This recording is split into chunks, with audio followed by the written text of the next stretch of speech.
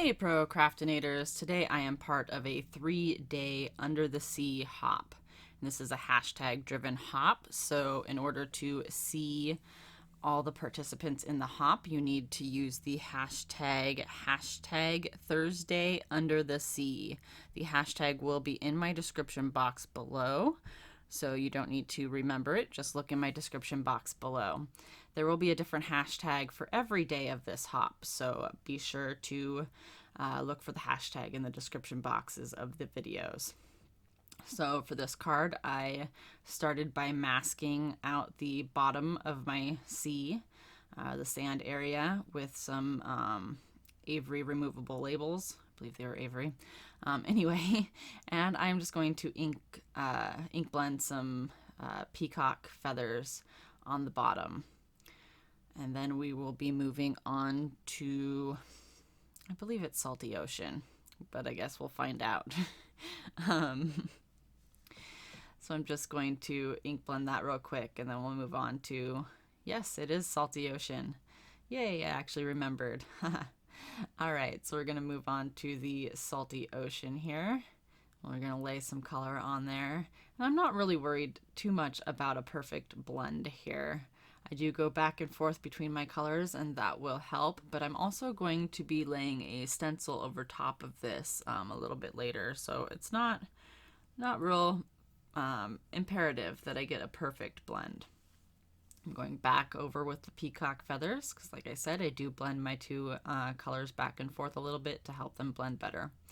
Now we're going to move on to Mermaid Lagoon. How appropriate for this card. And then I'm going to get that color on there, and then we'll go back with the Salty Ocean again. And my card is staying in place a little bit because of that masking tape on the bottom, or rather the removable labels. I don't use real masking tape. I just use the removable label sheets. So, but that works. It works fine as long as you're not using an extremely wet medium. So I'm going back with the Salty Ocean. And it was about this time, maybe a little bit later, that I started to realize that the Salty Ocean and the Mermaid Lagoon, and I do this often. So it's about here, I guess, that I realized that the Salty Ocean and the Mermaid Lagoon are extremely close in hue. So I guess it's a little bit later. Anyway, I do realize at one point that the Salty Ocean and the Mermaid Lagoon are extremely close in color.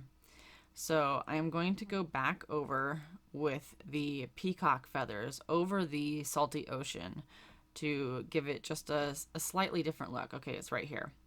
Just to give it a slightly different look. I don't know that it helped a whole lot, but in my mind it was going to help.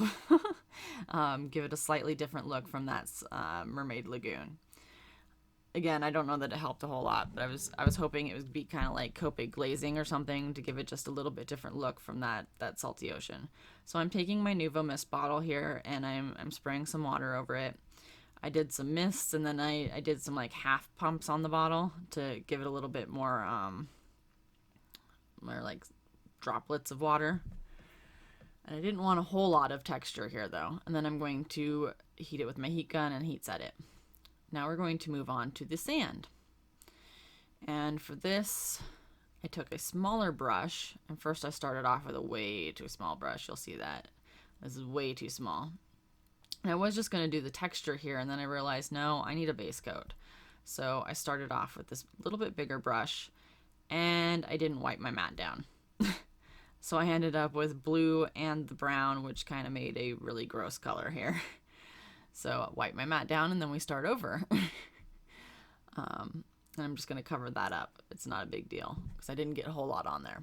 So we're just going to lay down a base coat of this tea dye distress ink. It's a pretty light brown. Though I'm getting it kind of heavy in the bottom, but that's no big, not a huge deal.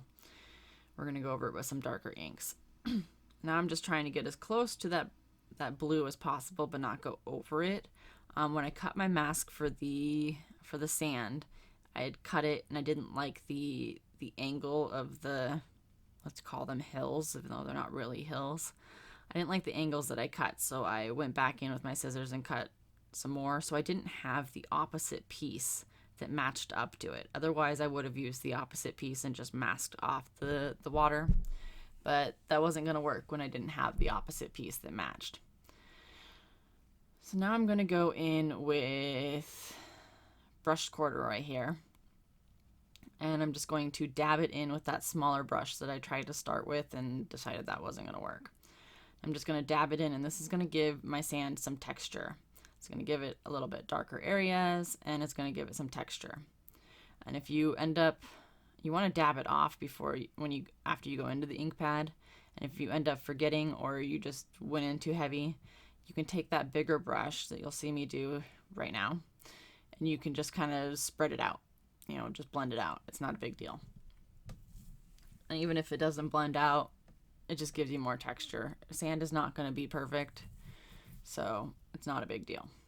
Now I'm going to go in with, I don't remember what color this is. Oh, this is Vintage Photo. I'm going to go in with Vintage Photo. It's going to give me a little bit more darker area and some more texture,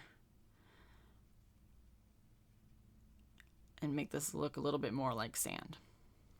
Now, in a previous video where I did a water scene with some mermaids for a 7 Kids craft hop, I actually did little dots of glue on my sandy area and put actual craft sand on it, and that looked cool too. I considered doing it for this one, but I ended up not doing it. So now I'm just going to cover up my sand again, because I'm going to bring in a stencil from a Colorful Life Designs, and it's called the Bubble Zone stencil. Oh, I guess I lie. I'm not going to do that yet.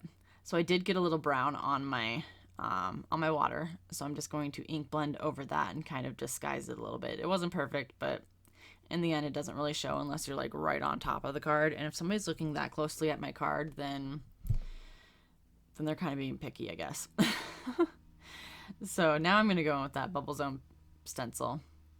I'm just going to tape it to the back. I didn't feel like using pixie spray because it wasn't going to be like a big deal. So I'm going to take some blueprint sketch, and we're going to go in with a makeup brush and just randomly kind of stencil. I did do the whole thing, but I did some darker areas in some area, darker in some areas, lighter in some other areas. So I'm just going to go in with the darker areas where I want the darker areas, and then I'm just going to blend out with the leftover ink to get those lighter areas. And just do this really quick. And then we will move on to the stamping. I'm just going to pull up the stencil and make sure that I like it. If I didn't like it, I could just lay it back down that way.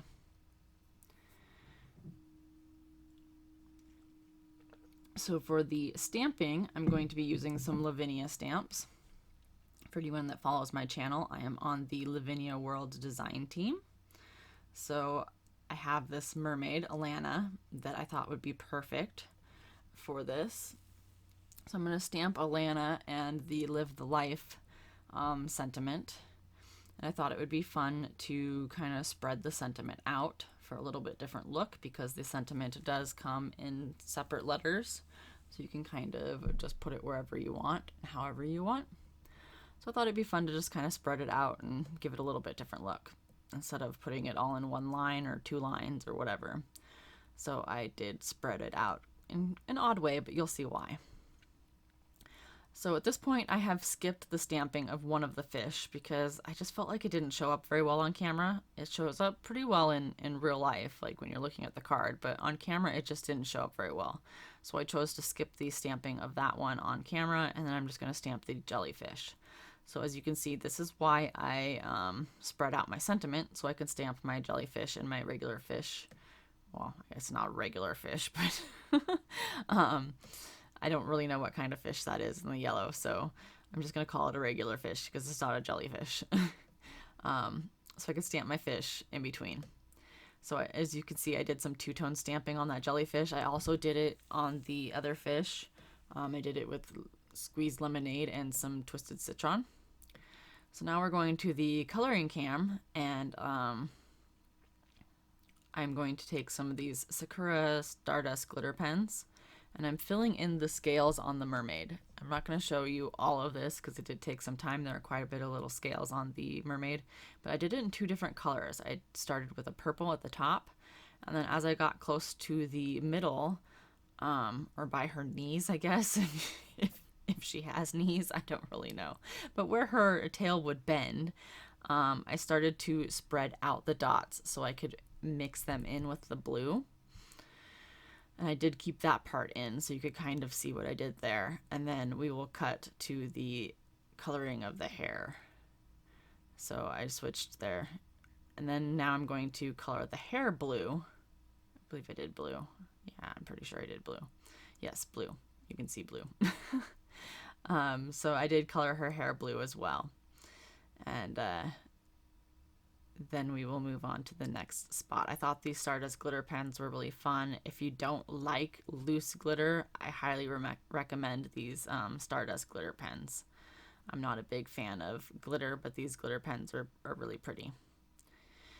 So then we're just going to glue this card panel onto a black matting layer. I do think that that makes your colors really pop. It just, it's a 1/4 inch bigger than my my little panel here that I stamped on, and it just gives me a 1/8 inch border all the way around my card. And then I decided to stamp the inside, and for the inside I chose the other 2 fish in the Sea Creatures set, and it's got a seahorse and a kind of a fatter fish. I don't, like I said, don't know the names of the fish. I don't know what kind of fish they are, but we're just going to call it a fish. So I decided I didn't like the contrast between the squeezed lemonade and the twisted citron. I just felt like they were too close in color. So I'm going to go with the squeezed lemonade and the picked raspberry for this other fish here. I think that was a much better color combination. I wish I had done something different with the fish on the front, but live and learn. So we're going to go with the squeezed lemonade and the picked raspberry for this fish, and I think it looks much better here. So I'm just going to put my door on, turn it back around and put it on so I can stamp it. And then I decided that that just still wasn't enough for the inside of this card. So I took the bubble stencil again, and I just used the ink that was left over on my brush. So I really don't know what color that was. It was probably a mixture of colors. And I just ink blended a little bit of the bubbles on the inside, trying to make sure that I did not get it on the other side of the card. Then of course I'm going to wipe down that mat so I didn't make that mistake again and get ink all over the inside of my card this time. And we're just going to put the front onto my card base. And that'll pretty much finish this up. So I hope you enjoyed the card today. Don't forget that hashtag will be in my description box below. Or you can just put the hashtag Thursday under the sea hop into the search bar into YouTube, and that will also bring up all the videos. I do believe that this is also spreading across YouTube, or not YouTube, well, it is on YouTube, but it's also spreading across Instagram as well as blogs too. So be sure to check there as well for any blog posts or Instagram participants as well. And as always, have a great day.